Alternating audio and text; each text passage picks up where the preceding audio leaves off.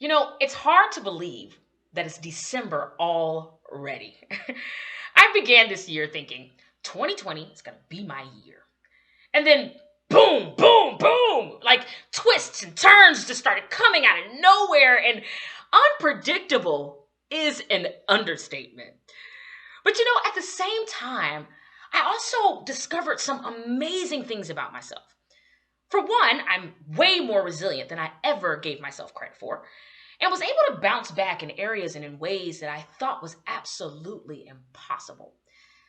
I also began to see the world in a brand new way and the people around me in a brand new way. Like I had on brand new glasses, or like I had 2020 vision. Clarity, if you will. So, needless to say, this year hasn't been all that bad. So, as we think about 2020 in review, let's try to think about things in more of a half full sense of way. I'm your host, Lady Caress, and welcome to Hive Time. So, my guest today, she is my kind of person. And when I say that, I mean that she is a positive person, someone who finds the light at the end of every tunnel. So, I'm excited to introduce her to you all today. I'm Amberly Hester. I teach third grade at Navajo Elementary in Scottsdale, Arizona. This is my 9th year of teaching, and it's been a little crazy year, but it's been a great one. Well, Amberly, I am so excited that you are here, and I'm glad that you're able to talk to our listeners and give them a positive perspective on what's happening and kind of what you've been feeling throughout the year, the semester. So tell me, what was your beginning of your semester like? What did it start like for you? I mean, starting off the semester was very just super unknown and new for all of us. I mean, we obviously all had to start the year online, which is really hard when you have elementary kids that you haven't even met. You're meeting them for the first time on Zoom. So that was really challenging, but not bad. I mean, it turned out great. The kids were resilient, flexible, adaptable, and they caught on really quick. And I love the fact that you said they were resilient, because I think that's something that we are all learning how to do more this year, is be more resilient, right? And I think also we're seeing people around us in a brand new light. I mean, just even kids, that they are stronger than we probably thought that they were, right? So let me ask you this next question then. What was the rest of the semester like? I mean, the beginning started off a little rocky. I know it was challenging, but how did everything else go?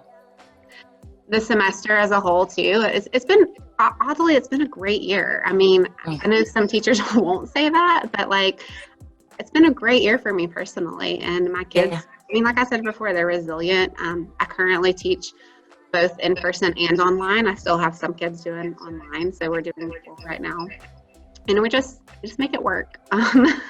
I think that's just the theme of the year, is you just do what you can. You try your best. And if you don't succeed, you adapt.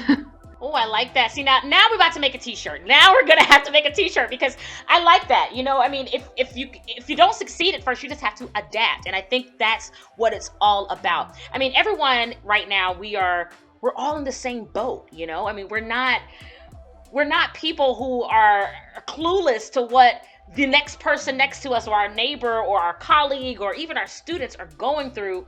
This is rough for everyone. So it's kind of like, let's just get in the boat and let's all figure it out together. So I love that. Let's just jump in and adapt to wherever we are. I like it. Now, I know your students have actually had a crazier time than even majority of the students who've been going through things this year. They've had layers on layers on layers of changes. So tell me a little bit about those changes. So to back up a little bit, like our school personally, the past few years, it's just been crazy for us, because our school had a fire a few years ago, and we were basically moved to a whole nother location, a school that hadn't been used in a long time. So the kids had to go through that. And then they're able to come back to our new school, but then COVID happened, so they weren't allowed at the new school. So these kids have just been put through the ringer as far as just stability in a way for their school. And for some of our kids personally, school is their safe place, and school is where they want to be.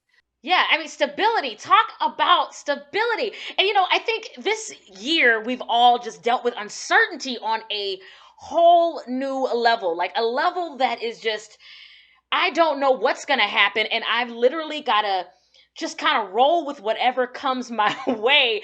And it seems as if we've all, like the entire world, has almost gotten a big lesson in resilience this year. Have you been able to come up with any unique and interesting activities for your students that kind of gets them out of the box a little bit? What kind of fun things have you planned for the students? So like in the class, like I mean, crazy, funny type of things that the kids have said is, I asked them how they felt about the mask. We were kind of going over the class rules because that's obviously something brand new to them this year.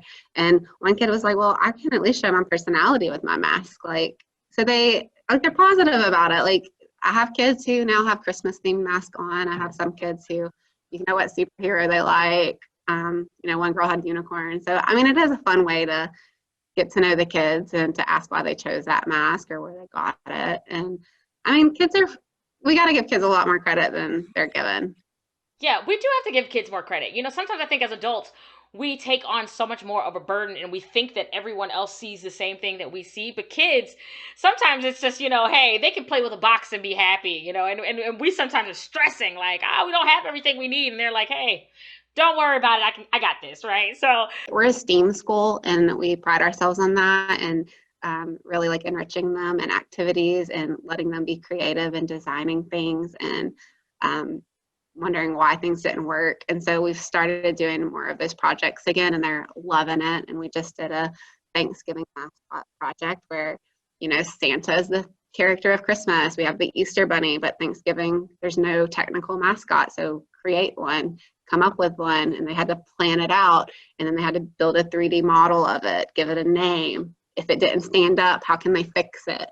And it just made them feel completely normalized. We talk about the kids being resilient and, making the best out of any situation.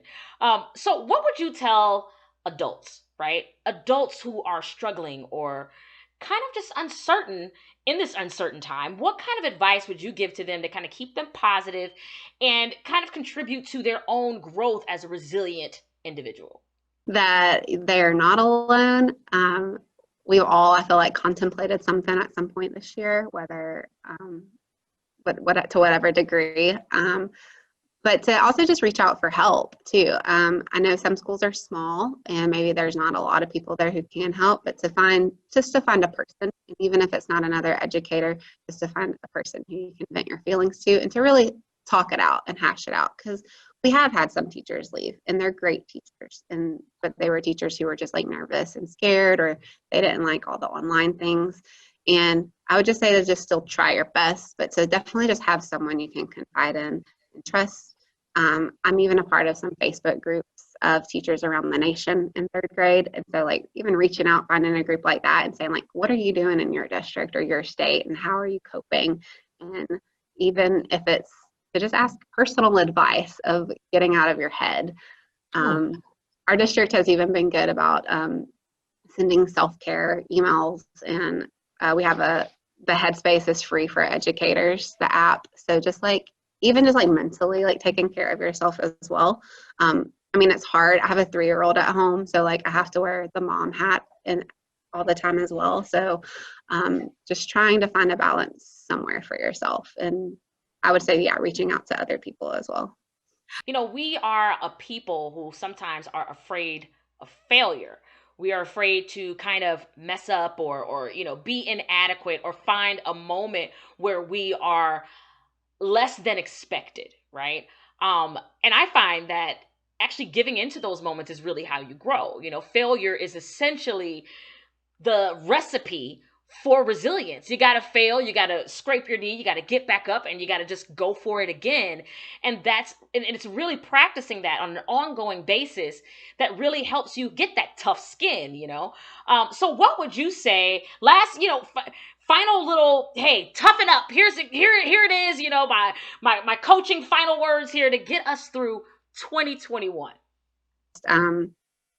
And again, it kind of goes back to that balancing act, but just give yourself so much grace and trust your kids. If you can't, I've had some teachers who have their kids at home, or when they were at home online learning and they had to go back to work, they just posted a schedule and put it on the wall right next to the computer. Here's the clock. If there's like an iPad, to set some alarms for them to remind them to do their Zoom calls. But ultimately too, to give yourself grace. My child watched a lot more TV than usual during those times, and it's totally fine. She's still smart. She's still funny. She still is loved. And but also to set some breaks for yourself. So like if you're in a situation too where like you're working from home and your kids at home, to just like set breaks for yourself, to be with them, set breaks for yourself. Maybe let them watch something or play something and you have a moment. And in the midst of school online, if you're having to work at a school and your kids are at home, I mean, it's difficult. It's just, but I feel like the word of the year too is just grace and giving yourself buckets of it. Thank you so much, Amberly, just for, for one, for being here, and then also for sharing your positive perspective on these uncertain situations.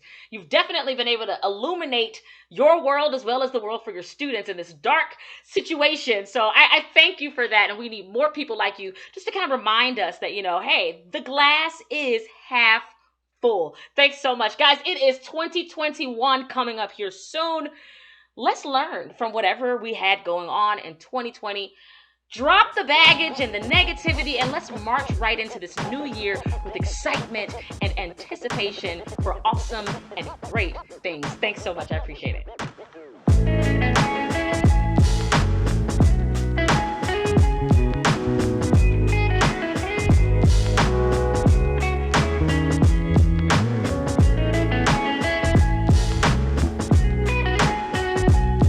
So we're here at the Dobson Diversity Day, and we got a new performance that we're bringing out, focusing on just people coming from different walks of life, and then just being able to spread positive energy no matter who you are or where you come from. We're so excited to be here. There's some awesome food, there's information about countries around the world, and of course, the Be Kind crew is performing and showing off our brand new Be Kind on the Move mobile classroom.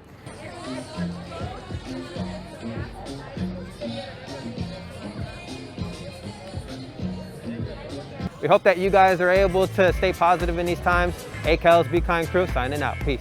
A do do, love, a beat beat, you. A do do, love, a beat beat, you.